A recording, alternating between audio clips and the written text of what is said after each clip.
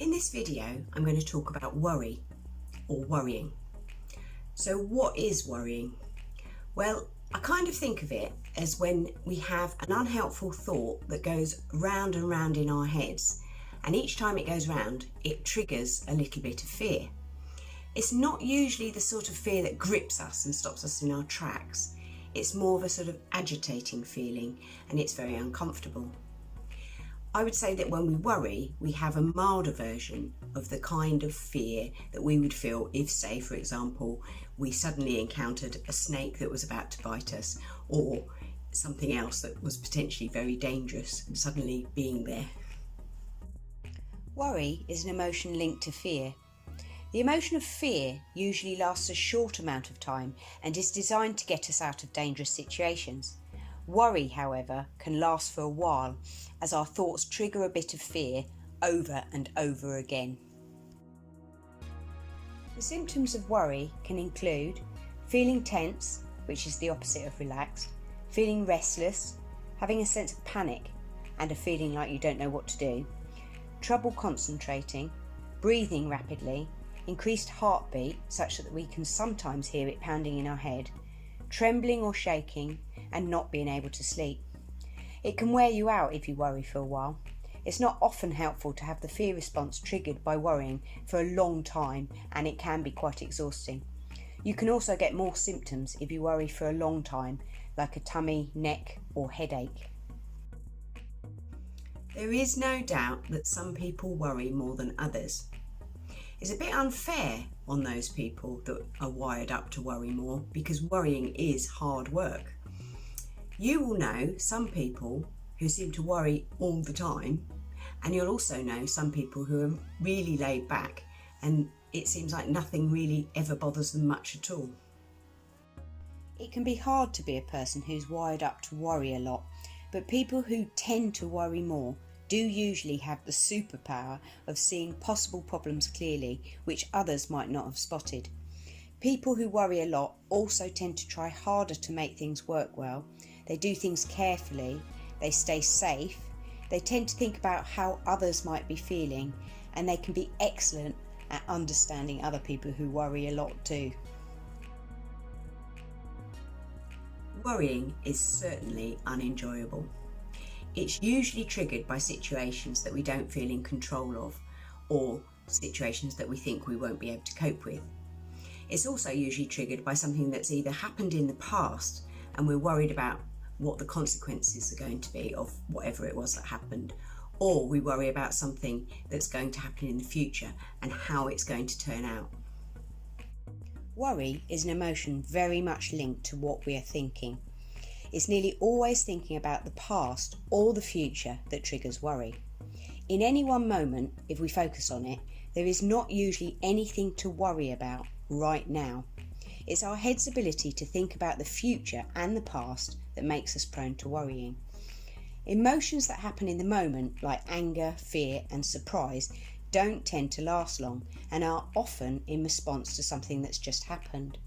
But worry can last a long time, usually as long as our heads are thinking about the thing that is bothering us. This can mean we can worry until a situation is sorted out, or until the thing we are dreading has come and gone. So what are the kind of things that can trigger us to worry? Well, let's start by looking at the times when we worry about something that's happened in the past. What we're actually doing is we're worrying about how what happened will affect what happens next. So in effect, we're still worrying about the future. Here are some examples of how worrying about something that's happened in the past results in us worrying about what will happen in the future. If we were worrying about what we said to a friend, and if it upset them or not, we are really worrying about whether what we said will have a bad effect on our friendship. If we were worried about a test we took, we're really worrying about how we did in that test and what our result will be and how that's going to affect us. If we are worrying about a mistake we made, we are usually worrying about what will happen when someone finds out what we've done and how the mistake might affect something in the future. If we are worrying because we did something naughty, we are probably worried that we might get caught or that what we have done will have a bad effect on something. So when we're worrying about something that's happened in the past, we're usually actually worrying about the effect it could have on us in the future. When we worry about something that's going to happen in the future, we're usually worrying about whether we're going to be able to cope or not. We worry about things in the future that we're uncertain about, that we don't feel in control of, or that we don't know enough information about. The kind of future things that we can worry about can include how well we will perform. So, for example, in a test at school, we might worry that we won't do well. A performance that we're going to give, we might worry that our nerves will make us perform badly. Changes can often make us worry. We could worry about going to a new class with a new teacher because we don't know what it's going to be like. We can worry about going back to school after a holiday. Relationships can cause us to worry. We can worry about friendship problems, or we can worry about what other people think of us. We can also worry about things that we can do nothing or very little about, like things that are going on in the world that we hear about in the news, or becoming ill. We can also worry when we imagine terrible things happening.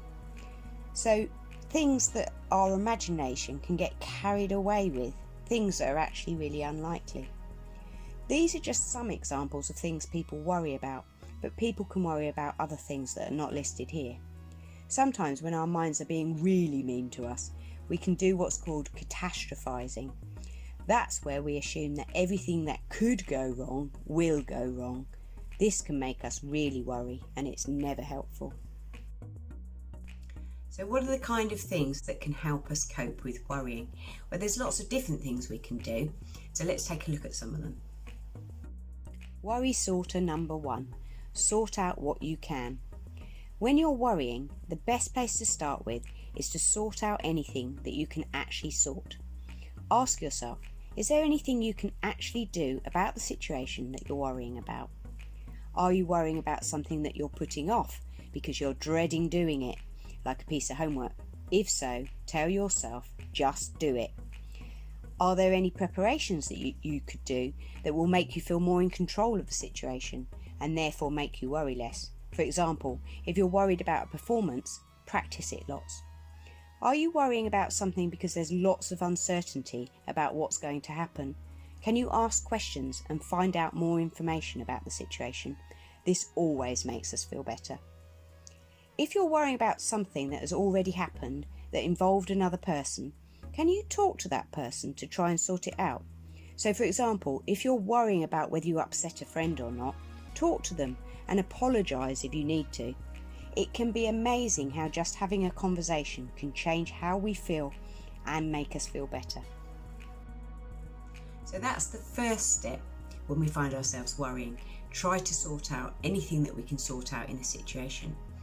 However, quite often there's only so much we can do to actually sort out the situation, because often the situations that we worry about are situations that aren't easily sorted, and that's why we're worrying about them.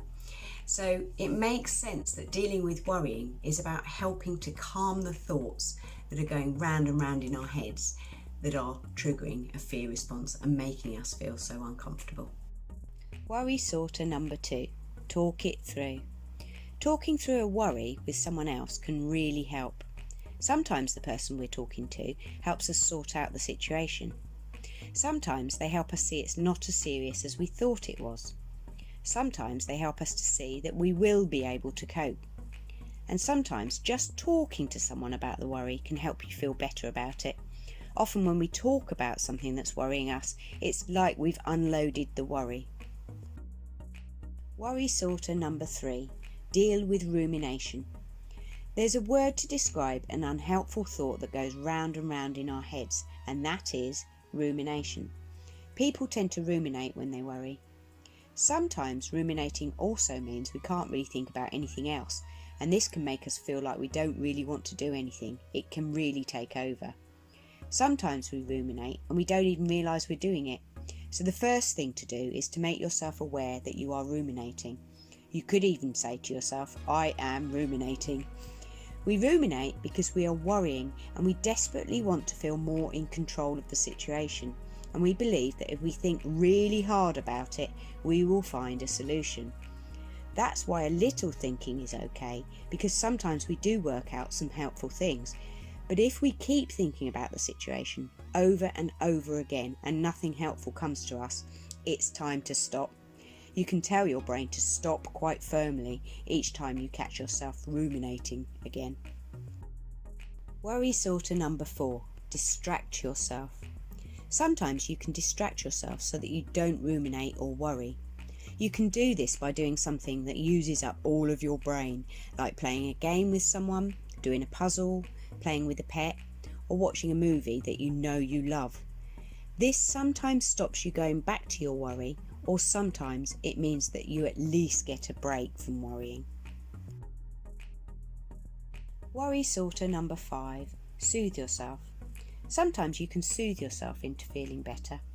This means finding something that just makes you feel better. Examples of things that can self-soothe include going for a walk outside, listening to music, having a good cry, writing down how you feel, thinking about the things you're grateful for, doing something you know you love doing, like painting, or spending time with someone that you really like. Worry sorter number 6, bring yourself into the moment. Because we usually worry about something that's already happened in the past and how this will affect us, or about how we don't trust ourselves to cope with something that will happen in the future, if you can bring yourself to only focus on this moment, it can help loads with rumination and worrying. This is what meditation and mindful activities aim to do, make us just be in this moment. We get better at being mindful or meditating with practice. But here are some simple mindful or meditative things that you could try.